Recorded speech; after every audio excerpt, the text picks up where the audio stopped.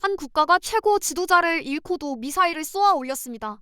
바로 이란입니다. 미국은 압도적인 공군력으로 수뇌부를 제거하며 뱀의 머리를 잘랐다고 선언했죠. 그런데 왜 항복해야 할 이란은 오히려 더 거세게 저항하고 있을까요?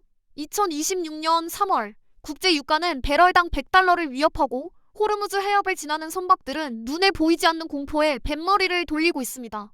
군사적 승리가 어떻게 경제적 부메랑이 되어 돌아왔는지 영상을 끝까지 보시면 그 진실을 알 수 있습니다. 폭격은 끝났습니다. 미국 중부사령부는 이란의 주요 방공망 14곳과 지휘시설 8곳을 무력화했다고 발표했죠.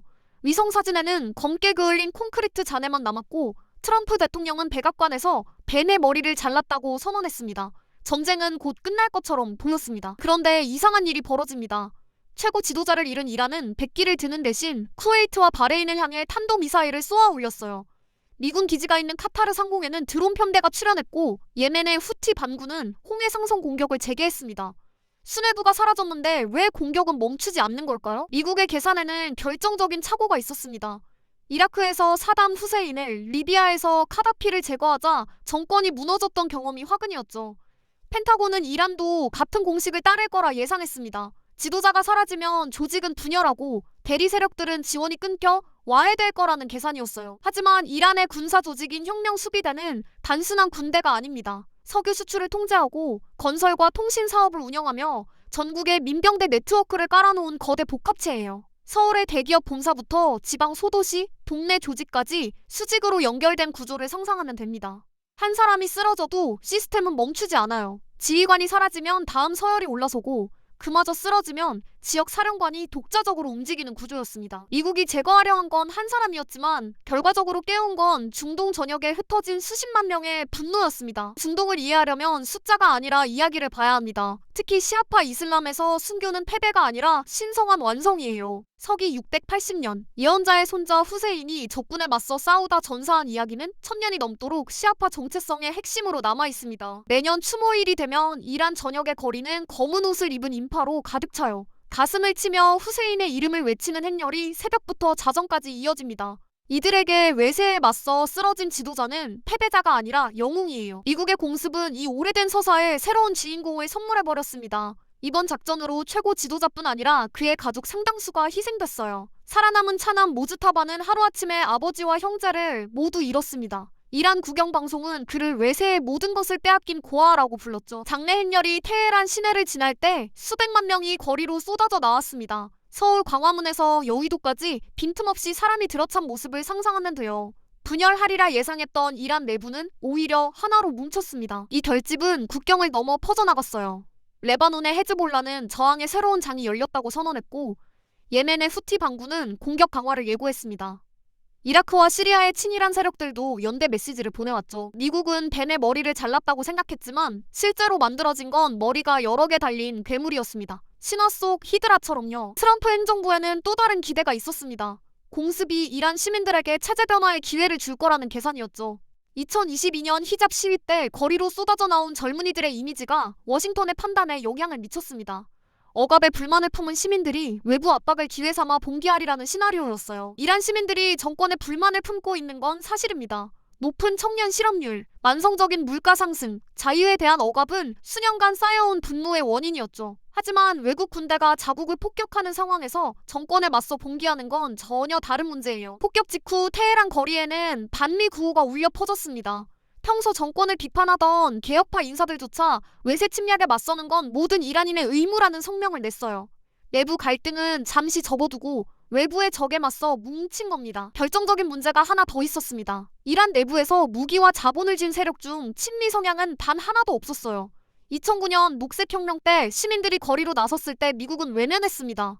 2019년 연료비 시위 때도 2022년 히잡 시위 때도 워싱턴은 말뿐인 지지 성명만 내놓았죠. 수년간 이란 시민들이 목숨을 걸고 싸울 때 미국은 손을 내밀지 않았습니다. 그런데 전쟁이 터지자 갑자기 민중봉기를 바라는 건 타이밍이 완전히 어긋난 희망 회로였어요. 이란에게는 아직 꺼내지 않은 카드가 있었습니다. 바로 호르무즈 해협이에요. 이 좁은 바닷길은 전 세계 원유 수송량의 약 20%가 지나는 길목입니다. 가장 좁은 구간은 폭이 서울 여의도 길이의 2배 정도밖에 안 돼요. 이란은 이 해협을 물리적으로 막을 필요도 없었습니다. 기뢰를 뿌리겠다는 위협 하나면 충분했어요. 실제로 기회가 있는지 없는지는 중요하지 않습니다. 확인할 방법이 없으니까요. 전 세계 선장들은 심리적 공포에 질려 뱃머리를 돌리기 시작했습니다. 지상군을 투입할 여력이 없는 미국을 상대로 이란이 꺼낸 진짜 무기는 총알이 아니라 불확실성이었던 거죠. 눈에 보이지 않는 위협이 눈에 보이는 폭격보다 더 강력한 효과를 발휘했습니다. 그 결과가 숫자로 나타나기 시작했어요. 2026 3월 현재 국제 유가는 배럴당 100달러 선을 위협하며 치솟고 있습니다. 불과 몇 달 전까지만 해도 70달러대에서 안정되어 있던 가격이에요. 상황은 아이러니하게 흘러갔습니다. 물가를 잡아야 하는 미국은 울며 겨자 먹기로 제재하던 러시아산 원유의 시장 유입을 묵인해야 했어요. 이란을 때린 나비 효과로 우크라이나와 전쟁 중인 푸틴만 어부지리로 웃게 된 겁니다. 코미디 같은 상황이 현실이 됐습니다. 이 지정학적 충격파는 태평양을 건너 한국 증시에 고스란히 상륙했습니다. 외국인 투자자들의 자금 흐름이 눈에 띄게 바뀌었어요. 방산주와 에너지주로 돈이 쏠리면서 코스피의 심장이라 할 수 있는 반도체 업종은 투자 심리가 얼어붙었습니다. 환율도 문제였어요. 달러 강세가 장기화되면서 원화 가치는 계속 떨어지고 있습니다. 이건 단순히 환전할 때 손해보는 문제가 아니에요. 수입 원자재 가격이 오르면서 기업들의 원가 부담이 커지고 그 비용은 결국 소비자 가격에 반영됩니다. 밥상 물가가 직격탄을 맞았어요. 식용유, 밀가루, 사료용 곡물 가격이 들썩이면서 라면부터 치킨까지 가격 인상 압박을 받고 있습니다. 지유소 기름값은 말할 것도 없죠. 중동에서 터진 폭탄이 한국 가정의 장바구니와 주식 계좌를 동시에 흔들고 있는 겁니다. 투자자들 사이에서는 불안감이 퍼지고 있어요. 전쟁이 얼마나 길어질지 아무도 모르기 때문입니다. 미국은 곧 끝난다고 했지만 현장에서 들려오는 소식은 전혀 다른 이야기를 하고 있죠. 문제는 이 불확실성이 언제까지 계속될지 예측하기 어렵다는 점입니다. 전쟁의 시작은 미국이 결정했지만 전쟁의 끝을 정하는 건 미국 마음대로 되지 않으니까요. 미국은 왜 지상군을 투입하지 않을까요? 답은 간단합니다. 투입할 여력이 없어요. 이란의 면적은 한반도 전체의 7배가 넘습니다. 산악 지형이 많고 인구는 8천만 명이 넘어요. 이라크전과 아프가니스탄전에서 미국이 얼마나 긴 수렁에 빠졌는지 기억하는 사람들이 아직 워싱턴에 있습니다. 공중전만으로는 전쟁을 끝낼 수 없다는 건 군사 전문가들 사이에서 상식이에요. 폭격으로 시설을 파괴할 수는 있지만 영토를 점령하고 정권을 교체하려면 결국 지상군이 필요합니다. 그런데 미국 여론은 또 다른 중동 전쟁에 수만 명의 젊은이를 보내는 걸 원하지 않아요. 이란은 이 약점을 정확히 알고 있습니다. 그래서 버티기 전략을 택한 거예요. 정면 대결은 피하면서 호르무즈 해역 위협, 대리 세력 공격, 장거리 미사일 발사로 미국을 압박합니다. 싸움을 길게 끌면 끌수록 미국 내 염전 여론은 커지고 유가 상승으로 인한 경제적 부담도 늘어나요. 이란의 메시지는 분명합니다. 전쟁의 시작은 네가 했어도 끝은 우리가 정한다. 협상 테이블에 앉을 때도 자신들이 유리한 조건에서 앉겠다는 뜻이죠. 미국의 오만이 만들어낸 역설입니다. 압도적인 군사력으로 빠른 승리를 거둘 수 있다고 믿었지만 실제로 벌어진 건 끝이 보이지 않는 소모전이에요. 전쟁은 미사일이 날아다니는 곳에서만 벌어지는 게 아닙니다. 눈에 보이지 않는 전선이 있어요. 바로 정보와 여론의 영역이죠. 이란은 소셜미디어를 적극 활용하고 있습니다. 공습으로 파괴된 민간시설 사진, 부상당한 어린이 영상이 전 세계로 퍼져나가고 있어요. 진위 여부와 관계없이 이런 이미지들은 국제 여론에 영향을 미칩니다. 중동과 아시아, 아프리카의 많은 나라에서 반미 감정이 높아지고 있어요. 미국 내부에서도 균열이 생기고 있습니다. 전쟁 초기에는 지지율이 올랐지만 시간이 지나면서 회의적인 목소리가 커지고 있어요.